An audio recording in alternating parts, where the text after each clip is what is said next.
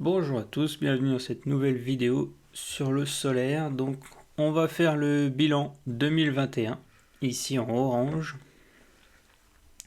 en sachant que je suis arrivé dans la nouvelle maison fin février. J'ai mis en route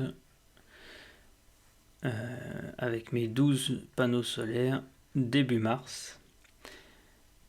Donc on voit qu'en orange à chaque fois j'ai plus de production avec le même nombre de panneaux solaires qu'à l'ancienne maison, grâce à l'exposition plein sud et sans ombre, sans rien du tout. Et à partir de septembre, il y a une énorme augmentation. C'est parce que j'ai racheté 12 panneaux solaires 340 watts neufs que j'ai remis plein sud à la place de mes anciens, parce que j'en avais un qui avait eu un problème, j'avais réparé, mais qui ne donnait pas pleine capacité, donc ça faisait baisser l'ensemble. Et du coup, j'avais remis les anciens sur micro-onduleurs. Donc, voilà pourquoi ça augmente tant que ça. Et donc après, ça rebaisse. Et arrivé à novembre, j'ai acheté un nouvel onduleur qui peut sortir 6 kW et qui peut prendre en gros 8000 watts crête de panneau. Moi, j'ai 7400 à peu près. Donc novembre, décembre, avec deux expositions différentes aussi. Une partie plein sud et l'autre partie sud-est pour le matin. Donc là, décembre, forcément mieux qu'avant, mais pas extraordinaire. On peut voir que 2022, donc là j'enregistre la vidéo, on est le 30 janvier 2022.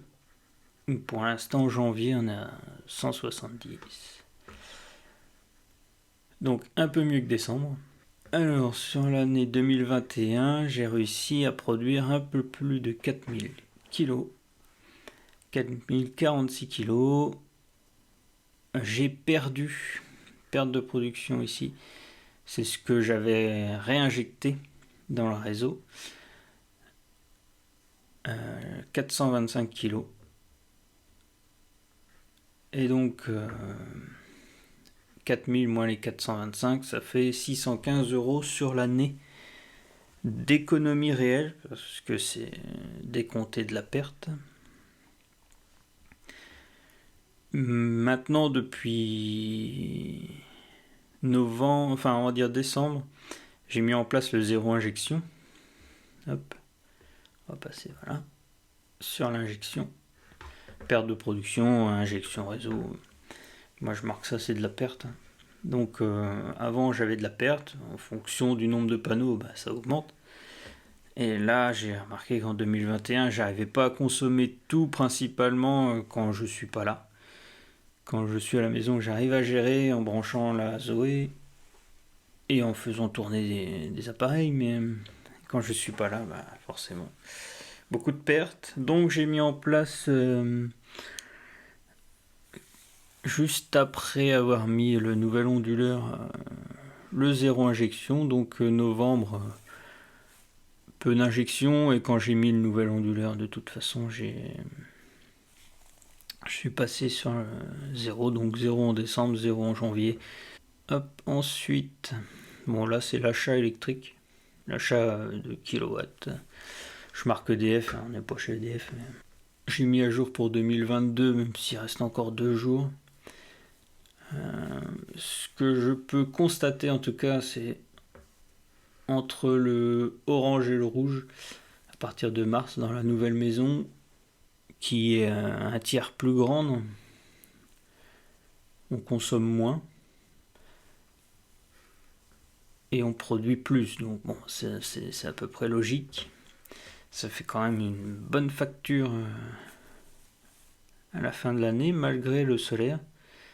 Parce que si on fait les quasiment 1700 € de facture pour l'année 2021, même si janvier-février c'était l'ancienne maison, on voit que là, je m'en rapproche quelque chose près sur 2022. dans la nouvelle. Donc j'avais en production 615 € pour 2021 et une facture à 1700. Donc si on rajoute, ça ferait une facture sans le solaire à 2300, ce qui commence déjà à faire pas mal. Donc j'ai eu des dépenses, principalement l'investissement. J'ai racheté, donc je disais, 12 panneaux solaires, 340 watts, un nouvel onduleur, et j'ai refait le coffret. En gros, j'ai renlevé ce que j'ai revendu, j'ai déduit de ce que j'ai revendu comme matériel, et ça nous donne pratiquement 2000 € d'investissement. Ce qui me fait quasiment arriver à 9000 €. Donc ici, il y a le total en euros depuis que j'ai commencé le solaire, donc 1326 € depuis le début. Bon, ça compte là, janvier.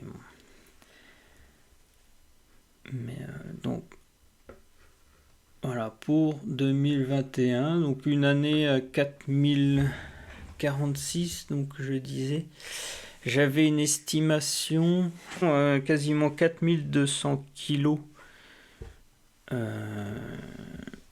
kilowatts annuels avec mes 12 anciens panneaux solaires. Étant donné que ici c'était pas la bonne exposition et que ici j'avais un peu plus de matériel, je pense que je les aurais pas fait.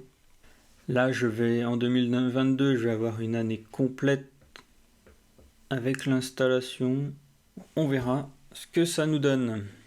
Voilà ce que je pouvais vous dire sur le bilan 2021. Bien meilleure exposition qu'à mon ancienne maison, plus de matériel, donc plus de production. Voilà, en espérant arriver à faire baisser à partir d'avril. En général, c'est là qui fait le plus beau. Mars, avril, ça commence vraiment à être bien. Arriver à faire baisser tous ces achats de kilowatts jusqu'à la saison creuse, jusqu'à octobre, ce serait bien d'arriver à faire baisser. Novembre, décembre, janvier, février, c'est très compliqué. Je vous remercie d'avoir regardé la vidéo et à bientôt pour une prochaine.